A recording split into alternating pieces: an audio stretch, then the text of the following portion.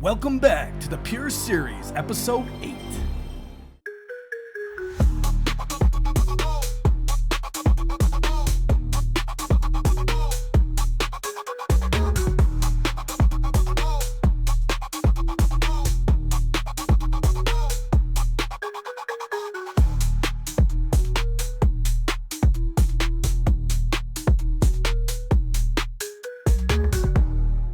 The goal for this episode is to unlock some very OP range gear to use in Bounty Hunter, as well as the new prayer scrolls Mystic Vigour and Deadeye, which will be obtained through slaying the dual boss, Royal Titans, followed by some good old pure NHing. Here we are buying our first unlock, the Morgan's Axe, but it was actually obtained toward the end of the last episode, and if you haven't seen that, make sure you go check it out.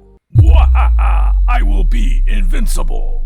Or maybe not, we'll find out. Now all we gotta do is use the 5mm on the inactivated throwing axe to make it usable. Here's a look at the gear setup we're starting off with, minus a few tweaks later on. This is basically gonna be the best offensive setup. With dragon knives as our main hand range weapon, we're looking at 85 range attack bonus, as well as 35 range strength bonus. Unfortunately, during the time of recording, the new antler guard best in slot all around for pures didn't exist.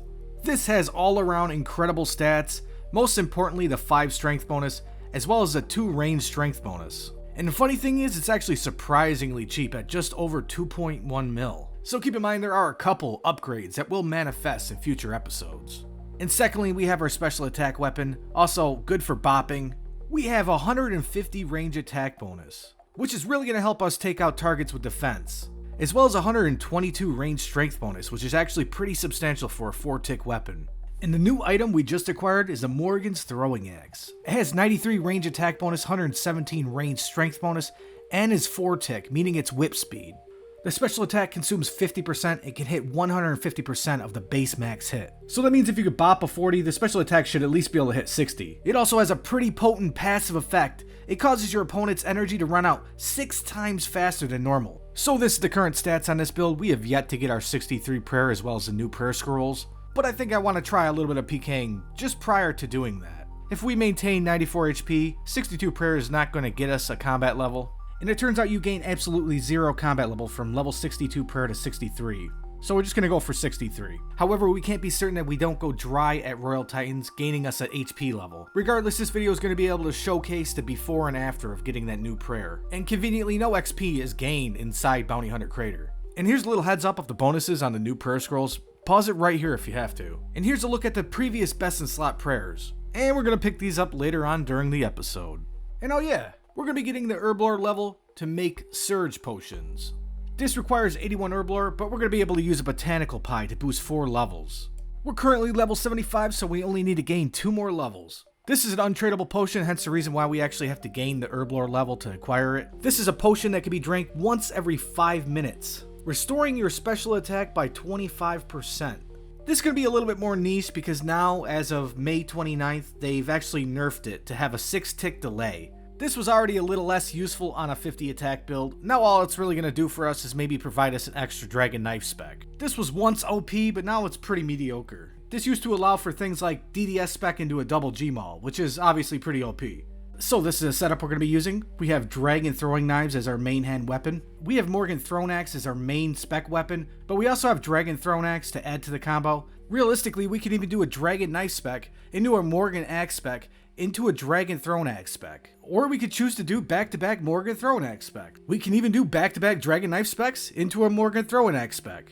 There's plenty of options with this setup. I decided before I upgrade the account with the new prayers as well as surge potions, I'm going to give this axe a little bit of a test drive. And this is our first fight. We're definitely starting out strong. Just kidding, suck my balls. And we run up and hit this guy with a back-to-backer. And he went to Gmaul, but he was a little too slow. Dang, we already got a T9 crate. Yo, did he actually get smited? I feel like that had to be a smite. Almost 1.5 mil, we take those. And we got over 700 from the crate, so we made over 2 mil first kill. I'm not gonna lie, my KD was not looking great. I'm not really accustomed to overbrewing. And once in a while you have a pretty lucky moment. I would say this is about as lucky as I've ever gotten. This guy had a glory, that's kind of unusual. Oh, we got the 1 mil emblem, let's go. Over 1 mil from a T1, that's fire. Yo, another tier 9. I think I killed a hobo. Yo, which one is that? Hey, it's the 2 Miller. Hey, we got 10 times more from the crate than we did the actual kill. Okay, so this one's actually pretty strange. This guy wasn't smiting the entire fight, so I don't know how the guy next to me knew that we smited him. Well, unfortunately, the live audio's not there because it got corrupted. I don't know if he actually got smited. Maybe he just forgot to protect item. Who knows? But I'm pretty sure he lost his Morrigan's throwing axe. I'm trying.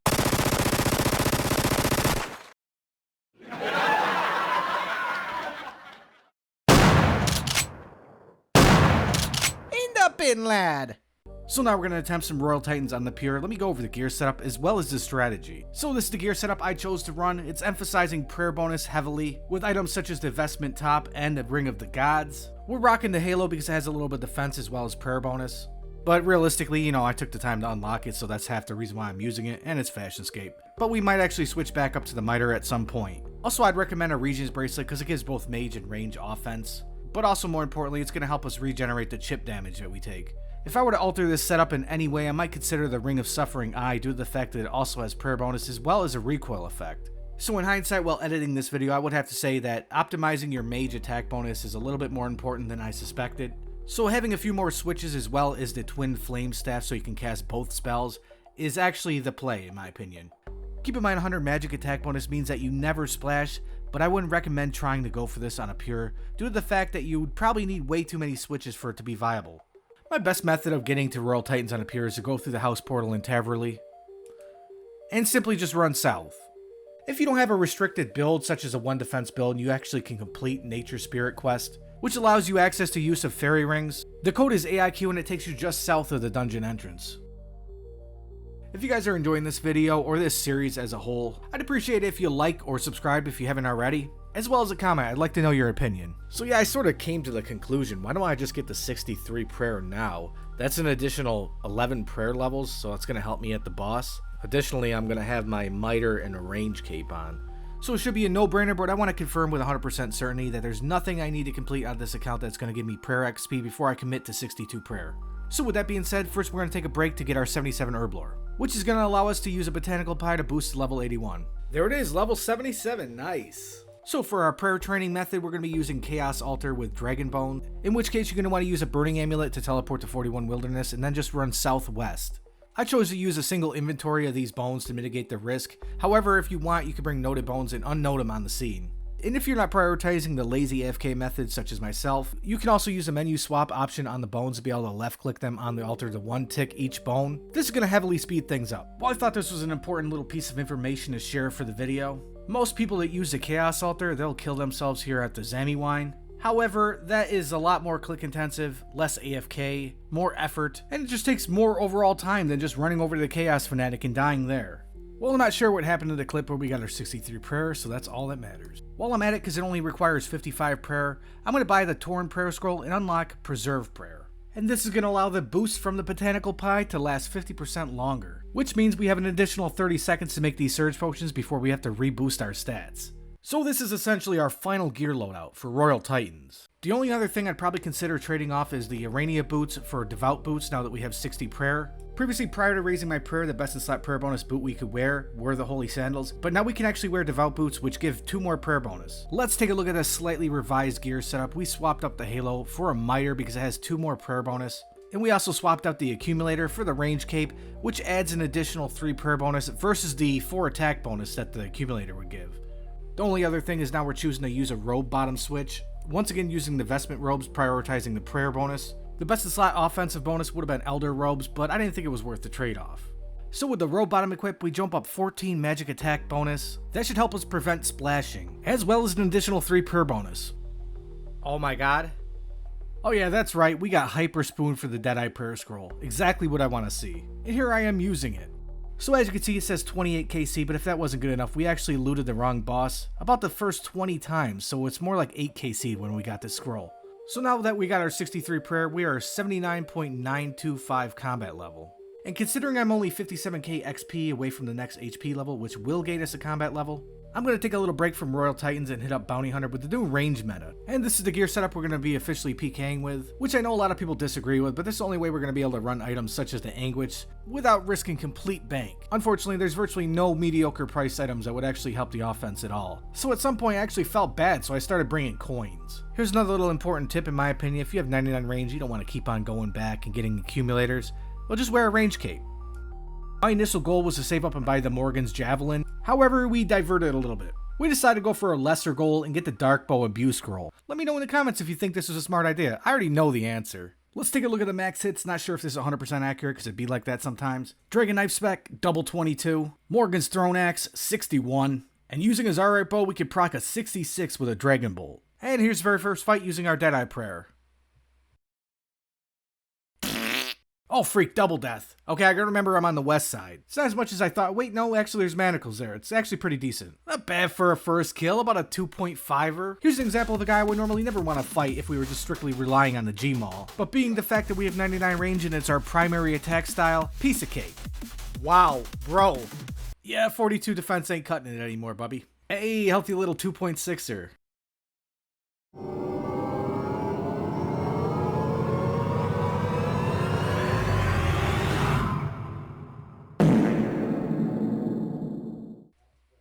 Is that it? Oh, that was so lucky. Ooh, 1.7 mil, that's solid. Wow, what the hell? I scuffed it a little bit, but we'll take it.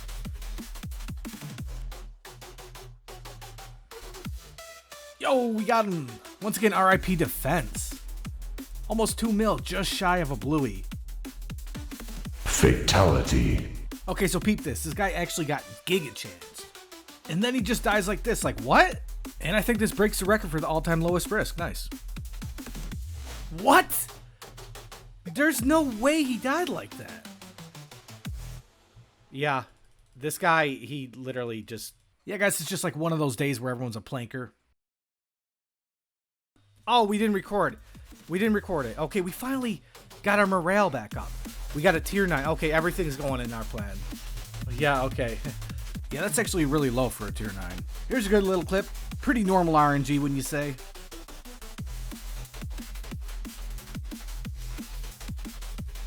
Oh, please. Yes! Yes, okay, Okay, I believe you. I said 1.7, didn't I? I was getting fed up with the range setup, so I decided to bring the Maul back out. Jeez, what awful timing to get a target like this. Would have been way easier to kill this guy with range, and I know he risked 10 mil because I've killed him before. Jeez, guys, it really looks like Maul is still king. And coming in with the tier 9 crate. So what this guy was doing was he was spoofing his green skull, essentially. This was a pretty new item from the Yama boss with very low trade volume on the GE. And what that results in is less metadata, therefore less up-to-date pricing. They're probably about 1/10 of the price on the real market. However, I still think it's pretty funny, and I'm probably going to do it to somebody else just for content. We got the tier 9 carrying with the 700k loot. This all happened live, and I'm very inexperienced with streaming. This is the first time we ever received a GP donation live. But brother man, I'm own coming in with 20 mil. Thank you, bro. Well, once again, we didn't have a recorder on, but we just PK'd 3 mil. Wow, crazy. Wow, 129k. Woo. Let's go. A little crate just gave us 10 times what he was risking. All right, we finally got our 100 points for the Dark Bow Scroll. Wow. Alrighty, let's grab ourselves a Dark Bow. Time to imbue. Yeah, it kind of looks alright. It's just a recolor. Now, let me explain what this upgrade has to offer.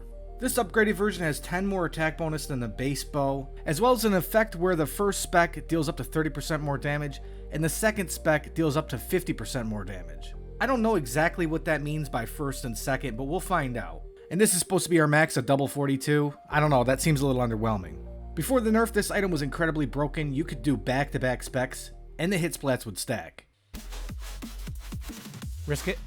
Okay. Got him. Oh my god, huge, huge. Where's the X? Okay, I don't need it. But we just literally double maxed. I seen that XP drop. I'm like, what? 700k? That's actually not bad. Like, this is a fact. We get more tier 9 crates than any crate. I've noticed that. 665. Okay, so peep this. Get this guy down to 2 HP, G-Maul, and then he's back at 2 HP. And mind you, he's risking at least 8 mil. If I had a spec bar, he probably would have died. And then sometimes things like this happen. I don't even know what happened.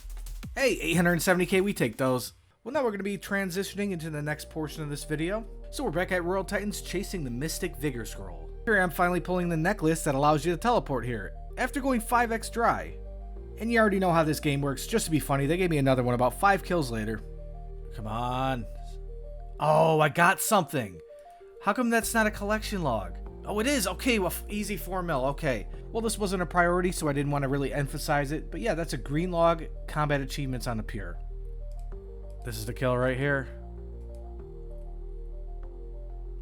Oh my god, you're kidding me, bro.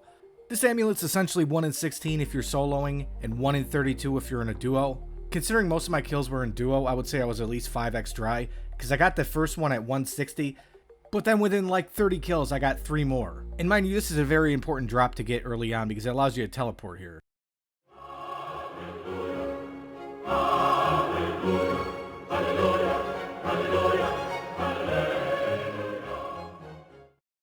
We finally got the Mystic Vigour Prayer Scroll, only took 331 kills.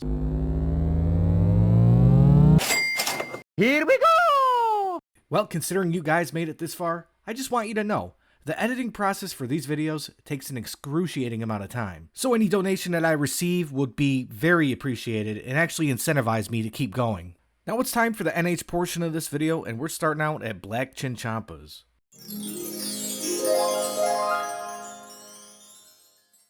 What? Yeah, that was free. I'm not gonna lie, it does seem like this chinning area does seem like one of the places where you can actually find people that are new to NHing. And we got him again. Dude, he had 893k? He wasn't even skulled. I wonder where the 500k came from. I literally just noticed this while editing. This is the same guy again. Okay, that's interesting. Bro, I'm so rusty, dude. My clicks are everywhere, bro. I just maxed him through prayer. Because now he's risking 153k. Imagine if he didn't have a tele. Actually, that might be the case.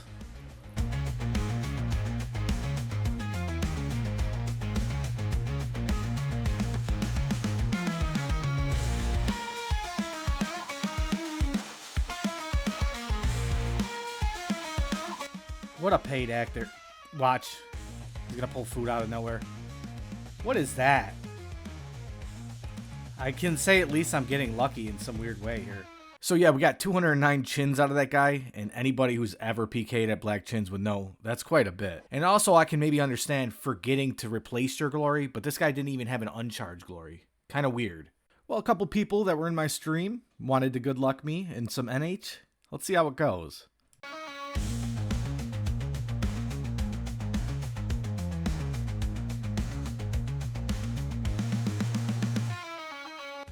That was pretty good RNG at my end, man. So now we got a fight with the homie TQ7. Believe it or not, this guy's actually NHing mobile, and to me that's pretty impressive. And he actually has a YouTube channel of his own. Go check him out, TQ7 Live. Not to sound like I'm coping, but I was definitely still getting used to the new mouse. And to be fully honest, he did beat me, and I'm gonna be honest, I don't know what I did with the clip. Wow. And realistically, the RNG for this fight was really on my side, and we managed to end him with a max Gmaul bop.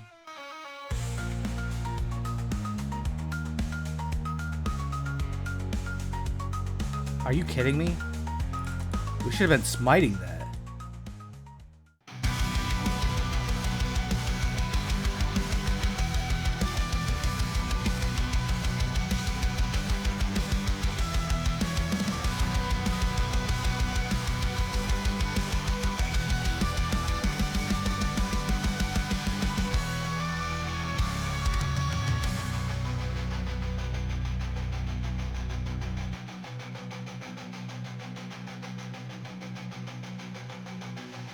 Bro, the recoil came in clutch, brother.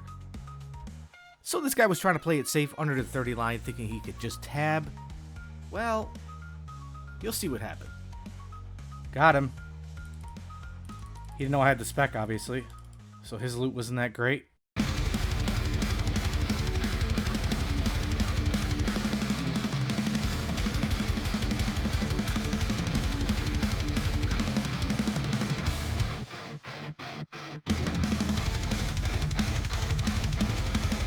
Should have potted first. What am I doing?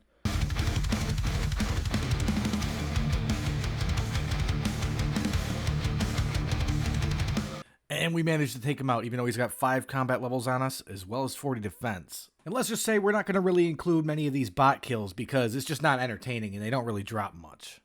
And now here we are going against somebody who's a bit of a sweat, but we're also venomed because we forgot our anti-venom, and we're TB'd, so it's not looking too good.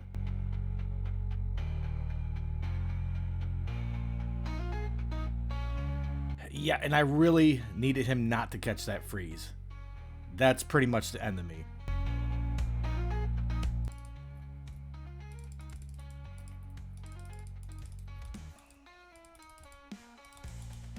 Oh my god. And well, I pulled off a very strange maneuver and did a triple G maul, and I got some massive RNG. Well, I didn't deserve that, but we'll take your 3.1 mil.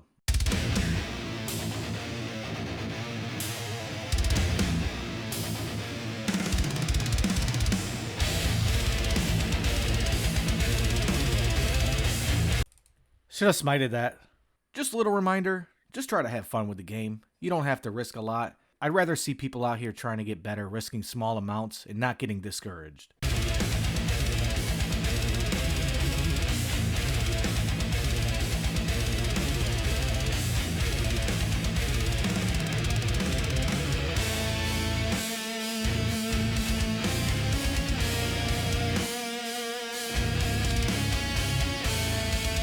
Well, we managed to get this guy to 1 HP. Also technically beat him on tracker. But he managed to take us out. Oh well.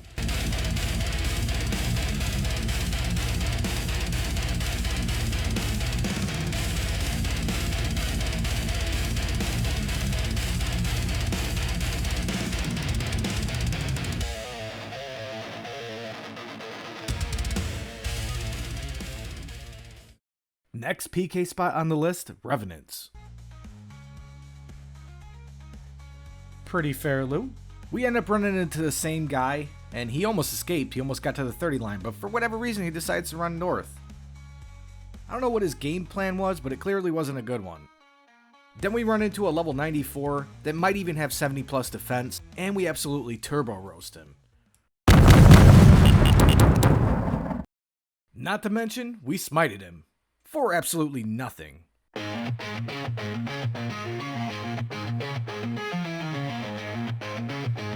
The average loot at Revs is pretty dang good. At some point, I decided to switch it up and use rune knives as a main hand and a dark bow as a spec.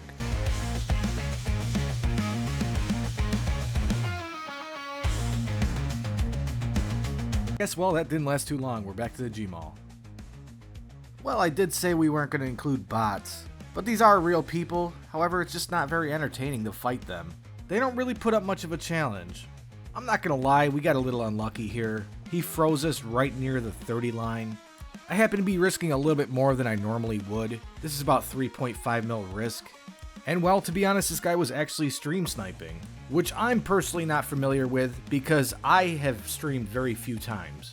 And I'm pretty sure we missed a glory telly by maybe like a game tick or two. Which kind of reminds me I probably should set my glory telly to a left click option. And now here we are at Rogue's Castle and we're going to be doing a little multi-PKing. And I know I said I wouldn't include any more bot clips, but this is going to be more informative and brief rather than entertaining. It's not even uncommon to get 5 keys in like less than 5 minutes. There were so many bots here it actually became moderately good mage XP. At some point, I literally got 3 loot keys in 1 game tick. Why? And sometimes you hit the jackpot and you run into somebody who's a real player killing bots. Why? He says why, like what's the point? And I look at his key and he's risking 350k. Well, I guess that's why. And then I was lucky enough to find this guy who was unlucky enough to be caught with his pants down with 5 keys. Realistically, this is probably upwards of 5 mil per hour. Fortunately, there was a major bot nuke that probably took out most of these bots since the recording of this video. And simultaneously, unfortunately, this is probably no longer viable if you're looking for a quick money grab. Next stop, Lava Dragons. This place is almost 100% bots. Every bot farm has their different attributes. This one in particular, they log out immediately as soon as they see you. Well, I guess at least the ones on the island do that, but I noticed the ones that are in this little corner here, they tend not to log out when they see you. Maybe there is a chance that these are real people, but I don't really know. Watch it be the same guy we killed and he has nothing. It's not nothing, I guess.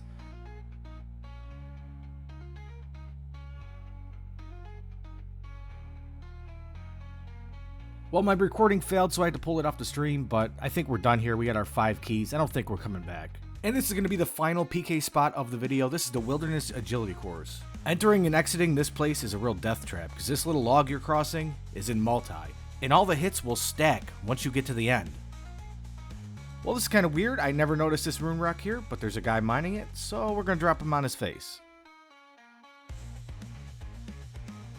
First trip, I ended up banking after 4 keys. Didn't really get anything special. And we decided to go for one more trip just to get our 5 keys just for the sake of the video. The keys are pretty decent, but anything compared to Rogue's Den if you're trying to kill bots is pretty garbage. And last but not least, here's a little clip that I saved for the end of the video. I was live streaming around 5 a.m. and there was a gunshot outside my house. Oh shit. Oh shit, that was a gunshot. And trust me, it was a lot louder than it seemed in this video. And well, I did end up hopping worlds without item protect on after I walked away from the computer.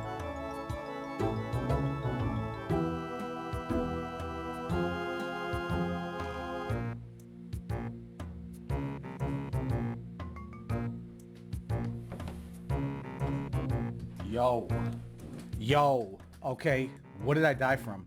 And then I conveniently come back at the perfect time. Well, once again, I hope you enjoyed this episode, and I'm glad you made it this far. And if you're completely new to the series and you enjoyed this, I would suggest starting out at episode 1. Bye-bye.